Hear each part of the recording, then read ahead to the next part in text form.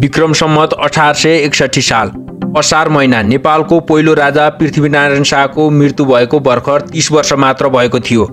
तर नेपालमा 30 वर्षमा 4 जना राजा फेरिसकेका थिए। त्यस समयमा राजा थिए गिर्वाण युद्धविक्रम शाह, जो उनी 7 वर्षका मात्र थिए। त्यस समयमा काठमाडौँमा बिफर भन्ने सरुवा रोग अत्यन्तै फैलिएको थियो। बिफरले साना केटाकेटीलाई मारिदिन्थ्यो।